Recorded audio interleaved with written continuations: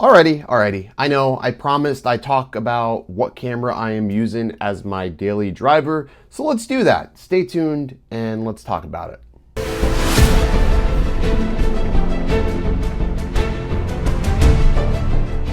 Hey, what is up everybody? I'm Original Dobo and this is Phones, Drones, and Tech. If you're new here or you haven't yet subscribed, consider subscribing to the channel so you don't miss future videos just like this. Now, many of you may have saw my video I made, Don't Buy the Panasonic G7. Well, I made that video because in late November, early December, I decided to switch over to the G7 since it had such an attractive price and it was such a feature-rich camera that everybody was talking about using, even though it was 2 years old. I should have known better. I tried it, I used it, and I wasn't impressed with it. So I was actually scrolling through YouTube trying to figure out what is my next option. I didn't want to go with Sony. I've never really liked Sony's colors and I heard bad stories about them overheating. So I decided to set myself up a budget of $800. That's all I wanted to spend on a new camera for my channel. And I stumbled across this. This is the Canon Rebel EOS SL2, or if you're overseas, it is the Canon 200D, and if you're in Japan, it's like the KISS X9, so it holds many titles. But basically, this is the Canon 200D anywhere else. But so this camera basically packs everything from the 80D into this tiny little nutshell, which makes it really compact and really portable. So this is actually the camera itself, and you can see it's a very tiny DSLR camera. I was used to my mirrorless camera. The Lumix G7 was about, I don't know, maybe a little bit bigger than this, roughly. But what I like about this is that it feels a little bit more substantial in my hand, as to where the Lumix really did not. Now this review is all gonna be focused around video. I don't take any stills, so I couldn't tell you how great it does or what it does. I don't care. So I just want to talk specifically about using this camera for YouTube. So let's talk about specs. What does this camera have that makes it so great? Well, we're using the new Digix 7 processor. We have the 24 megapixel sensor in here. So this is the same sensor as the 80D. We have dual pixel autofocus, which is absolutely amazing. If you've never used it, the autofocus is really super precise and accurate. You're getting yourself an 18 to 55 millimeter kit lens, which it's okay. You could always upgrade and go with something a little bit different. You're getting the new Canon software, which makes it a little bit easier for beginners, but you could also flip it over and use it for, novice or experienced users.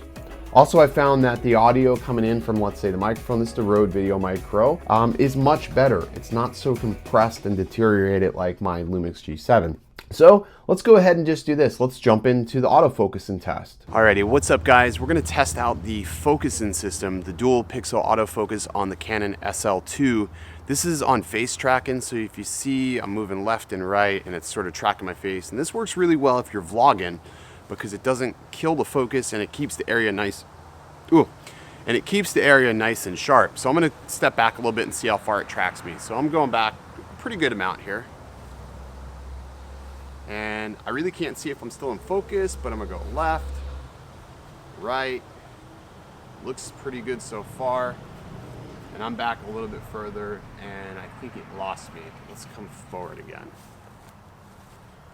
And it's tracking me pretty good. Like, this is one of the things that was really bad with the Panasonic G7 was the autofocus. Like, I can be from arm's length, like just typical vlogging position, and the camera would continuously hunt to try to find my face. And that really doesn't seem to be like it's an issue here with the Canon SL2, which I tend to really appreciate. So again, going way back here. And I'm standing up now. And I'm back here pretty far. I'm about 16 feet back. I don't know how far back it takes to lose us, but okay, and I'm walking back now. So you can see it's doing a really good job of tracking my face, and the focus is really fast. Like, I can be like, or let's go ahead and give a really great example. And then I'll pull back, push forward, and it focuses on the object here, and then it's back.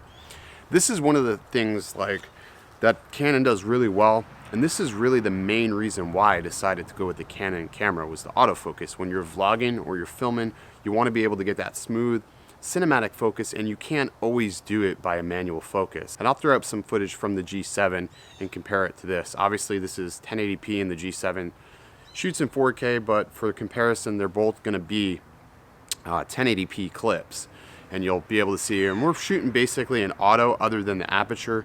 I'm controlling, setting it so it blurs out the background a little bit more, but other than that, everything is dead even. Now, from a vlogging standpoint, this camera does really well with all the details, and not only that, it's like really super light. You can really get a good appreciation for the camera's size when you're holding it out. And you can see I'm out here, and if you're a continuous vlogger, you want to make sure that your camera is not really overly heavy. Now, the 80D is a really nice camera. It does really well at what it does, but it's a very big, heavy camera. And because it's big and because it's heavy, your arm is gonna get tired. Not everybody can be a Peter McKinnon and use a 1D Mark II, or I should say a 1DX Mark II, but this SL2 is like the perfect size for vlogging, just simply because it is so small. It really does a fantastic job all the way around the board. And you can just see we can come in and out, and the focus is really nice and sharp. And the video is pretty stable. Even though it doesn't offer in-body image stabilization, it does a really great job at keeping everything nice and in sync and really super smooth. So for me, that's a really big win over the Panasonic G7. So I compared that autofocus and test to that of the G7 because I sort of felt like the lighting conditions were about the same as far as outside, and the weather even really matched up well. But how does this camera do in low light? Now, chances are none of us are ever going to be in like pitch black filming a YouTube video. It just barely ever happens. But it did struggle in the low light. So here is my low light test. Okay, so this is going to be the low light test. And I have the ISO set to 12-800. Aperture is at 4.5 and shutter speed is at 60. Everything's in manual right now. And I'm just gonna go ahead and scan over here, get something else in the frame. Now we're in a pretty dimly lit parking lot, and there is the clubhouse. I'm gonna pull focus on the clubhouse and then come over and pull focus on the truck. There it goes, it's got my face. So I mean, it's sort of bad. Now I'm shooting 100% automatic right now. So, I mean, it definitely sees my face, but you can see it's really, really hunting.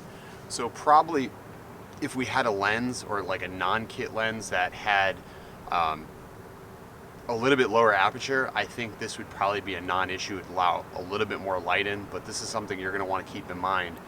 That low light tracking, it does hunt. Like right now it's doing pretty good. I would probably just flip it over to manual if I was vlogging at night, just to really lock this in. You can really see it's going back and forth, really trying hard to lock focus on my face right now. So something you're gonna have to keep in mind if you're going to use this for low light situations. So overall, the camera does really well. Chances are we'll never be filming that dark ever again, but I'm very impressed with it. For $800, you're basically getting yourself a mini Canon 80D, which is really great for the price.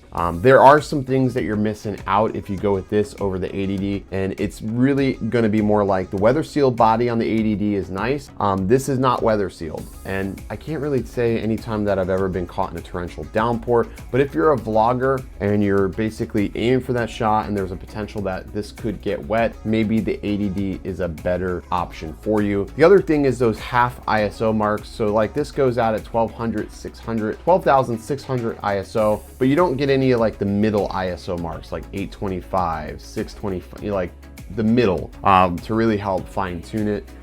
This also is a 5 FPF burst, which may matter for a photographer, doesn't really matter for me at all. But I mean, almost everything else is about the same.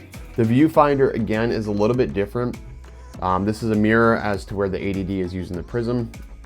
And again, that's going to really matter more on the lines for photographers, not so much videographers. Also, the color profile on Canon cameras, I find much better than any other camera, and that's just a fact, that's the truth.